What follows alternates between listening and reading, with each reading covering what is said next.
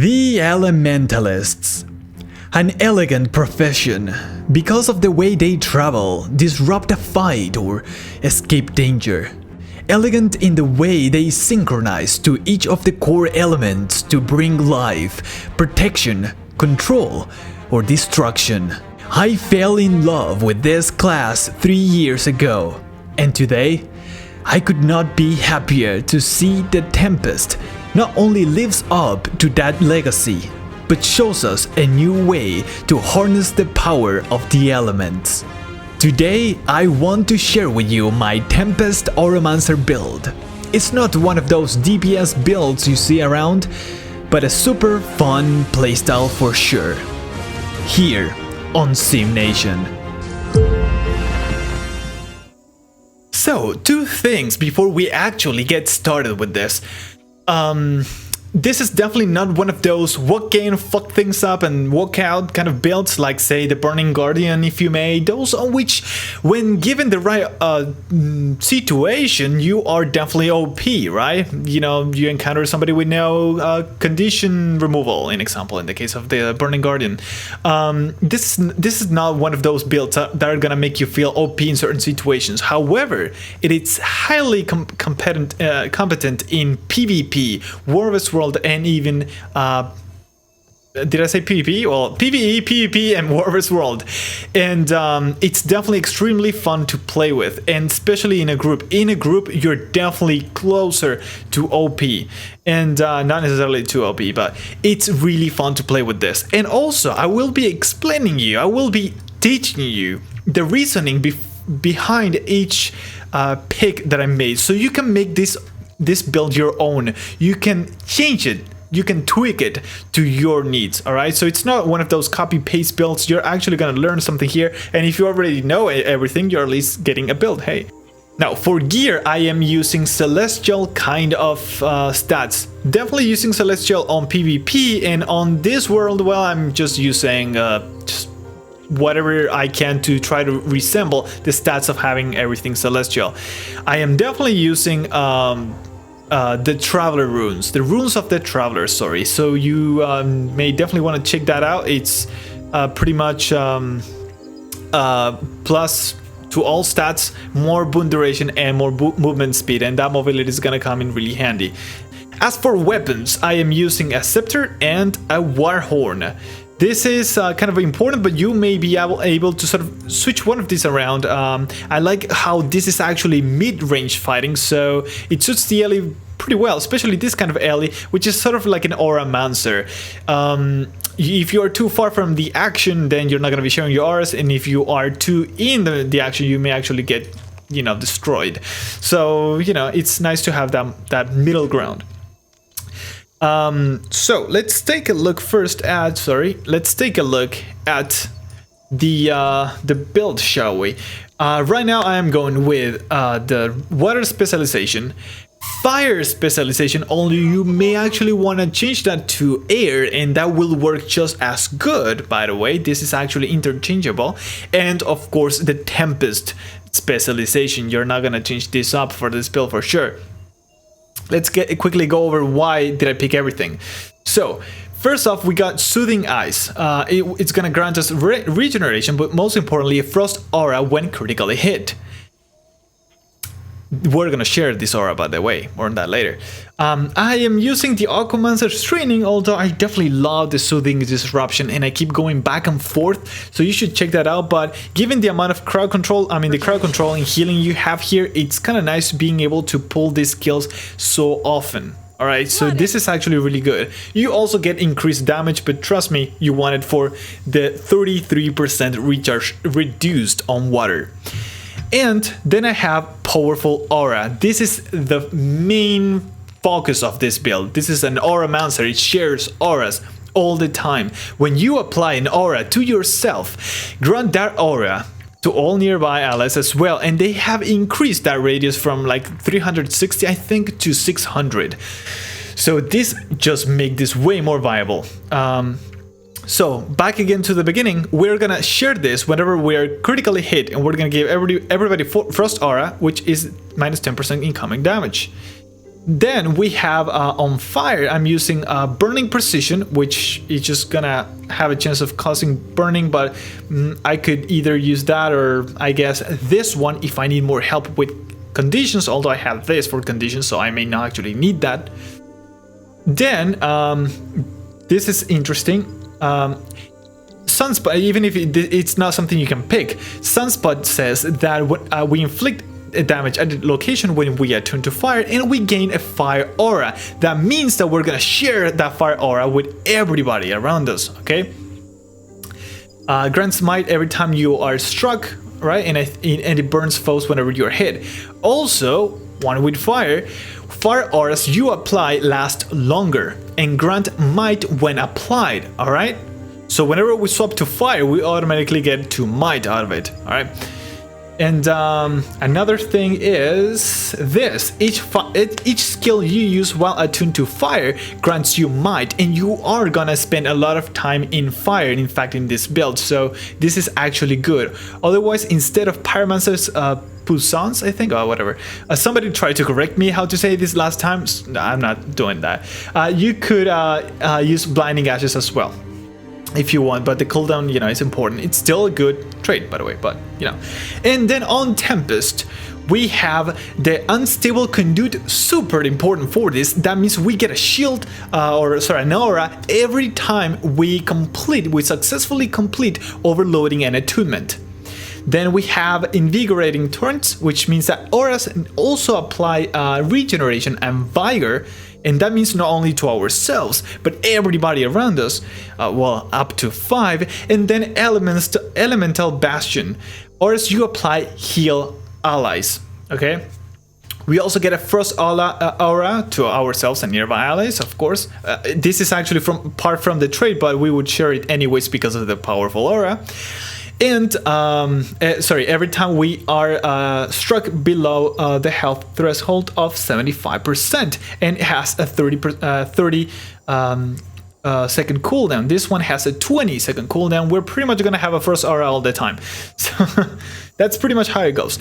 Now on the utility, I am using one shout, which is Feel the Burn, because I get another fire shield, a third fire shield, pretty much from all I can get. Every 20 seconds, that is gonna again give me 2 might, is gonna, you know, grant might whenever I'm hit. It's gonna share it with everybody. It's gonna burn people. It's just insane. It's lovely. I love it.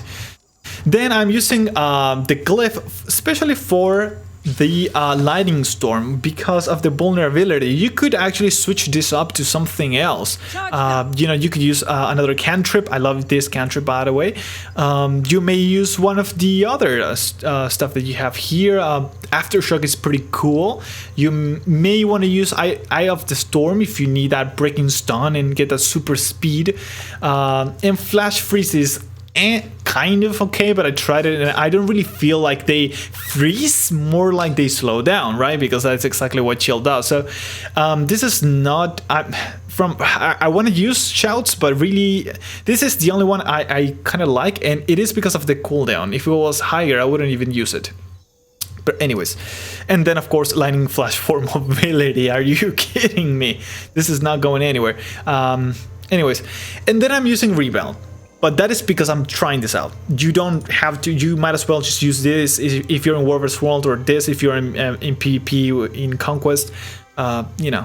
But I'm trying this out, right? And now that it's not useless anymore, and they have changed it to something a little bit more useful, at least I get an aura if it doesn't do what it's supposed to do, which is ignoring the next lethal blow and receive healing instead. You know. At least that's something, you know. I'm scared. I hit the E button. It's E on my case. Anyways, so this is pretty much the way it's going. Now, fire is a main component here, and I'm gonna show you why in a second. So we're gonna get closer to this area with lower FPS apparently, and okay, you're gonna. Oh, sorry. You guys are gonna be counting my might. All right, let's go.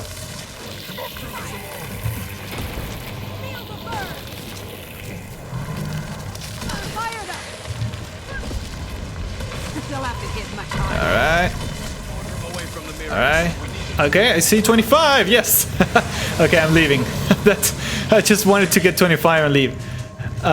Get out of here. Get some crowd control in your face. Oh, I couldn't. Why? Oh no, I think it worked there. Oh, whatever. So you saw that? What happened there? How did I get there so fast? Well, this thing right here gives you 2 might every time you click it. Right? That's something. So I can do it now. We're gonna get this stuff. And I was being hit, so that means that every time I hit, see, I keep getting more and more might as I'm hit. See, 4, and it keeps on going.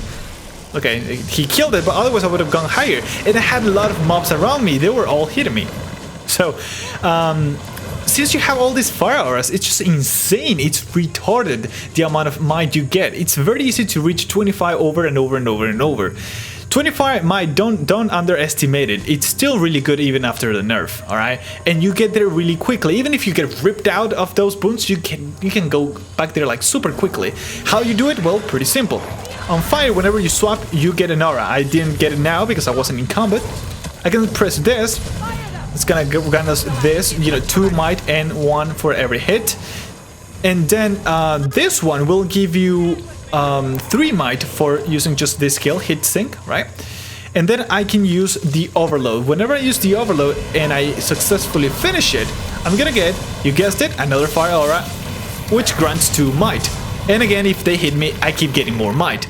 So you can see fire is really important, and that is why. Oh, by the way, we also have Pyromancer's Puissance, so that means every time we're hit, every time we hit, we get another stack of might. So you know, it's pretty insane. So it's really nice. I usually don't have might on my build. This is all might. It's pretty sweet.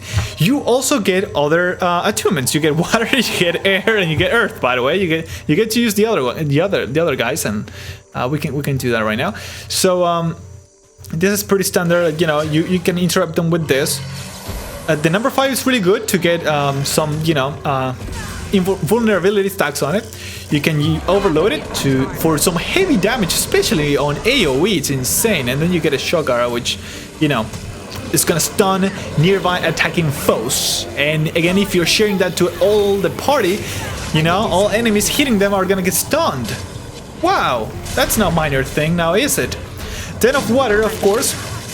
We can use number 4 for crowd control, but also to apply some minor healing, and most importantly, some decent regeneration.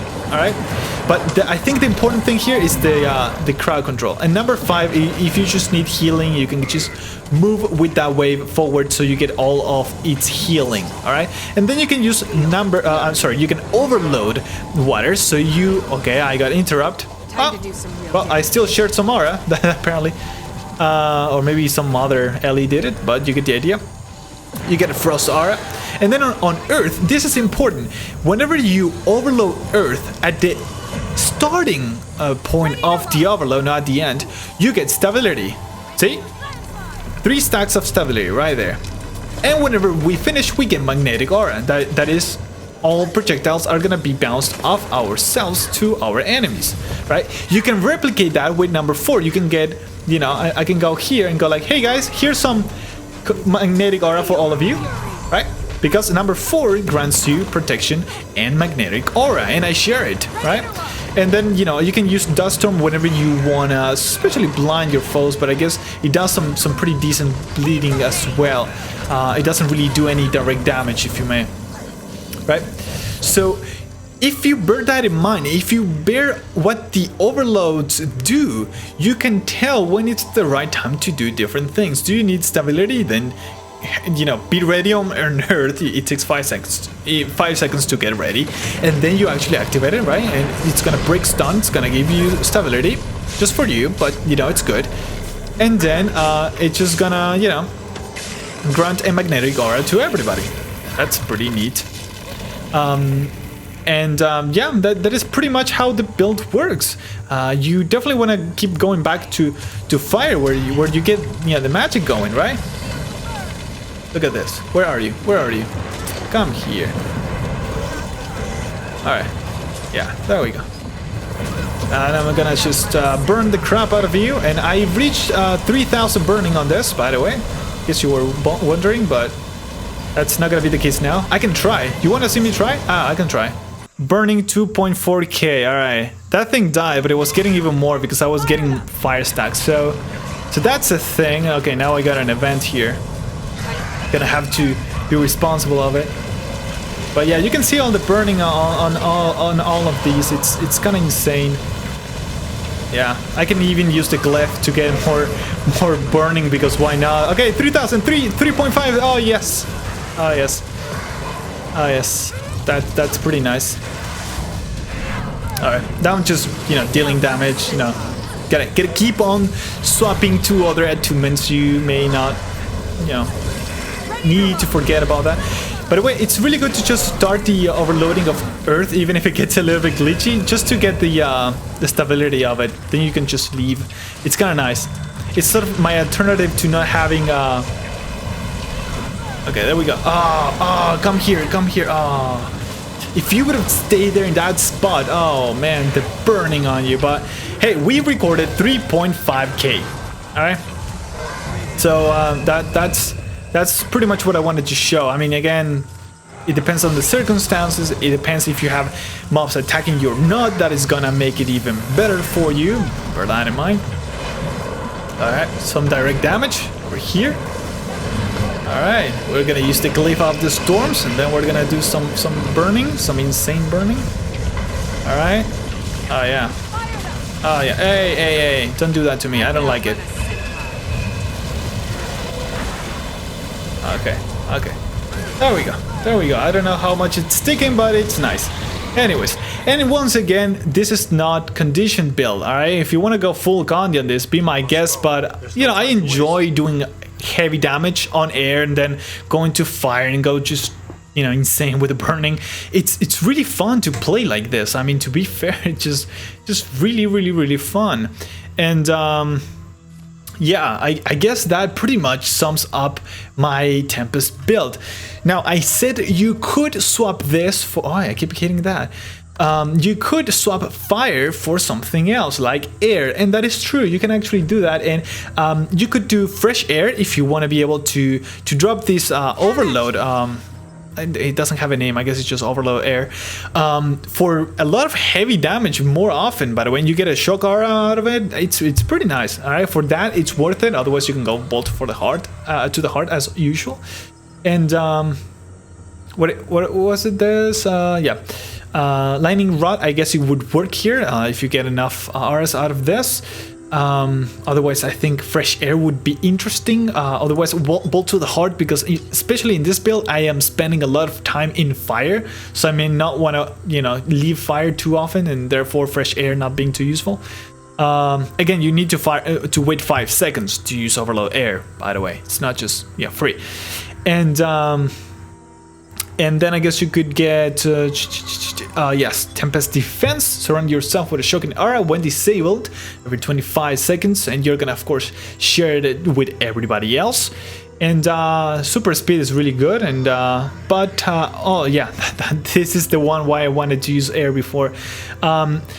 Sapphire's boon auras grant fury and swiftness when applied. Alright, so you're not gonna be burning everybody down to the floor, but every time you share all of these amazing auras, you're gonna be granting fury and swiftness. Alright, most importantly, fury. So given how often you are applying all these auras, it's pretty insane. I mean, it would be great to have both the benefit of fire for the might and this for the fury, but you can't have both. Still pretty good, right? You still need water for the powerful aura, right? So, but yes, I still think it's pretty neat. It's pretty neat to have air as a specialization. That's why I mentioned it earlier. It's just another option. I'm currently using this because that's what I'm playing right now, and I'm having a lot of fun burning things. I like to do condition for once, I usually don't, so that's why. But again, air is also a great choice.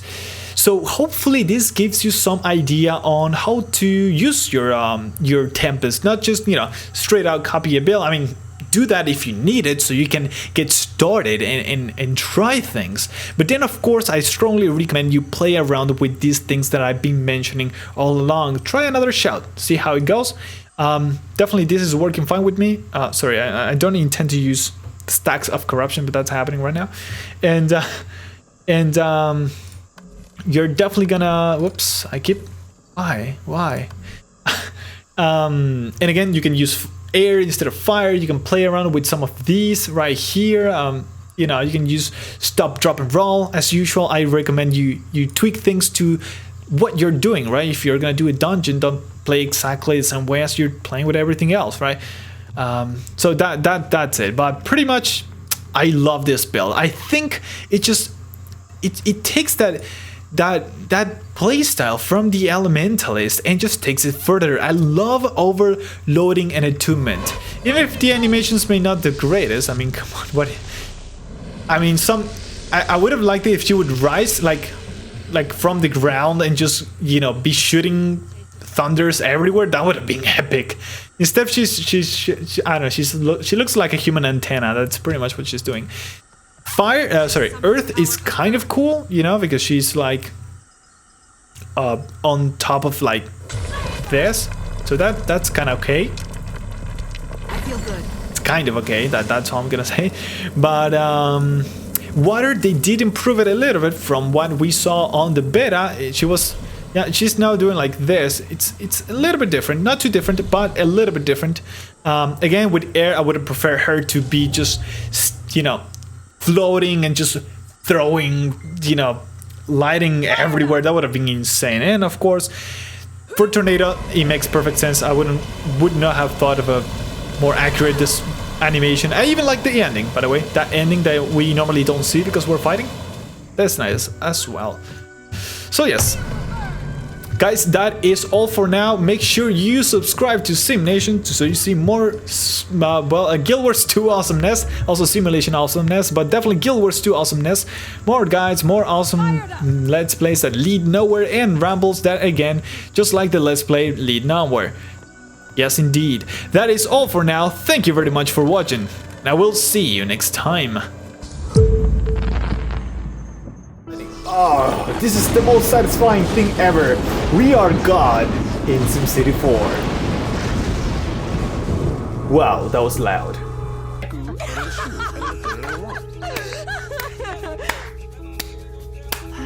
Oh, you're gonna eat that, huh? You're gonna eat it. I see. What? Nothing. Okay. And now she is tossing that salad with her... Stop sticking your finger in your ear! Alright, she's tossing the salad with her earwax. It does. It does really well. Okay. Oh, they're coming for you, Pablo! Shit, run! Oh, yeah. These road trips, man, are killing me.